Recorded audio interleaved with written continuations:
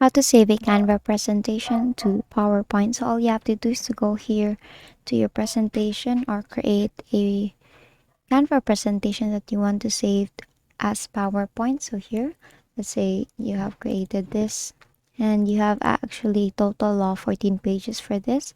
Now, the next thing that you want to do is, for example, your Canva presentation is already set and you want to save it to PowerPoint, then tap on share in the upper right here. What I want you to do is to scroll down up until you see more here.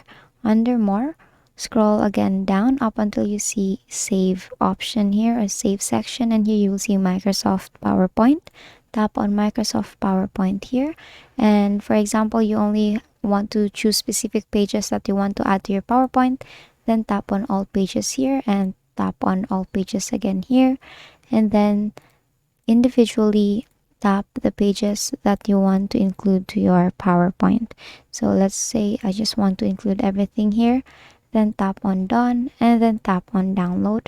Now here it's currently uploading, and once it's done downloading, tap on open here, and as you can see you have successfully saved the Canva presentation to PowerPoint. And that is all for today. If this video helped you, please give us some thumbs up and subscribe to the YouTube channel for more tutorials. Thank you for watching.